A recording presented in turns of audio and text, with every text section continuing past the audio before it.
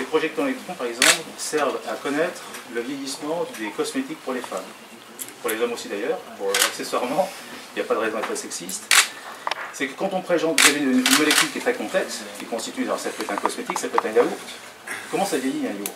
Comment ça vieillit un cosmétique? Une question qui est importante. Eh bien, on projette, on bombarde la molécule de façon avec des électrons. Vous faites vieillir prématurément, si je comprends bien, c'est ça? Donc, en fait, ces outils-là sont vraiment des outils qui, à l'origine, sont faits pour la recherche, mais qui sont maintenant utilisés dans le monde réel, on va dire ça comme ça. Parce que donc, ces électrons sont projetés sur la molécule complexe. Donc, ce sont des particules chargées. Quand ça traverse la molécule, il y a une diffraction qui se fait. On arrive à faire une image de la molécule et la transformation de la molécule au fil du temps. Donc, ce sont en fait des outils qui sont des parts très scientifiques. Quelle est la taille de votre yaourt à la fin? Celui qu'on ne va pas le goûter, celui-là. Mais voilà, c'est vraiment ce type d'utilisation qu'on peut avoir au niveau de ces objets-là. Et donc finalement, c'est une démarche qui est une démarche à la fois écologique, beaucoup moins coûteuse que les accélérateurs. Donc on ne se positionne pas malgré tout, parce qu'ils font des choses que nous on ne sait pas faire. L'effervescence de ces métiers, enfin de cette activité, est comme du fait que dans tous les pays, en particulier des pays comme la Chine, tous les pays émergents, mais pas que, l'Europe a été pionnière. Et alors ce qui est assez surprenant, c'est que ce sont les Français qui sont à la fois pionniers. On a été les premiers à lancer ces idées-là. Alors ça, on était dans une situation à l'époque où personne ne croyait à ça. C'est bizarre. On nous disait que c'était quelque chose qui était une utopie. Et on s'est accroché pour essayer de passer effectivement une démonstration. J'ai à côté de moi, on va dire, même s'il est jeune, un ancien du métier, donc David. Tu m'arrêtes si vous me le dites. C'est parfait. Et donc, la science avant de faire de la politique, personne n'est parfait. Pas tout à fait une nature, mais bon. Et voilà, donc pas incompatible. Ce qui est intéressant dans l'histoire, c'est qu'on est vraiment parti d'un concept qui était au départ, on parle d'innovation, on parle beaucoup de recherche, on parle beaucoup d'efforts.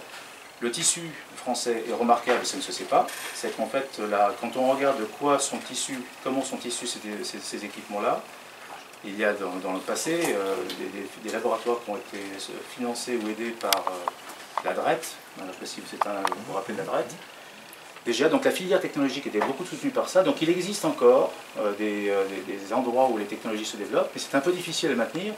Nous, on prend le relais d'une certaine façon, c'est qu'on alimente aussi, on a beaucoup de collaborations qui avec le CEA-CNRS, avec le laboratoire que dirige par ailleurs aussi David, et c'est vraiment une volonté, parce que c'est comme ça qu'on arrive à entretenir, mais c'est vrai que, c'est un message que je passe aussi, globalement, il y a beaucoup de choses à faire, quand on prend en particulier le fait qu'on est aujourd'hui leader mondial, les Français sont leaders mondiaux, et il y a un développement qui se monte de façon très très importante, et c'est vrai que l'organisation globale est un élément, on pourra en discuter plus tard, et c'est vraiment l'histoire de ce développement-là se fait à travers à la fois des concepts qui débroussaillent un peu les choses, et puis une concrétisation, et puis des résultats, et puis donc on arrive comme ça à pouvoir effectivement développer des objets, et notre activité c'est 95% d'export. Il y a des entreprises qui relocalisent en France des centres de recherche parce qu'il y a le crédit impôt recherche. Donc il faut absolument maintenir cet avantage comparatif et éviter toute...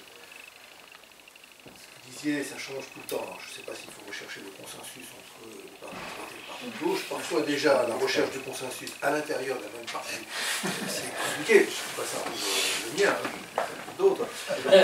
Donc, vous imaginez si on avait... Mais par contre, je pense qu'on pourrait avoir une sorte d'accord implicite sur le fait, et c'est le cas d'ailleurs, le crédit impôt recherche, il a été créé il y a longtemps. Si vous voyez lorsque la gauche était au pouvoir. Il a été maintenu et amplifié, simplifié avec la part de pouvoir. Il est aujourd'hui maintenu, amplifié, on va essayer de le simplifier avec la gauche. Donc on est vraiment dans un outil qui fait consensus, consensus politique et parfois chose plus délicate.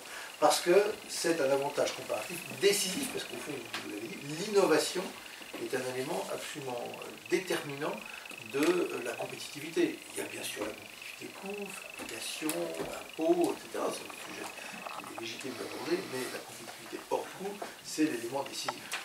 Pourquoi est-ce que les Allemands, avec des voitures qui valent beaucoup plus cher que nous, sont exportateurs, largement exportateurs, et dans des conditions qui n'ont pas mis en danger leur entreprise de fabrication de voitures, alors que nous avons eu beaucoup plus de difficultés et qu'on est en train tout juste là de faire les efforts nécessaires pour monter en qualité, éviter d'avoir à se battre uniquement sur les bas de gamme dans des conditions qui sont beaucoup plus difficiles. Voilà, c'est des questions quand même qui se posent. Ici, on a la démonstration, et les entreprises qui sont ici sur la démonstration parce qu'avec l'innovation, on peut créer de la richesse, on peut créer de la croissance, on peut se battre au niveau international.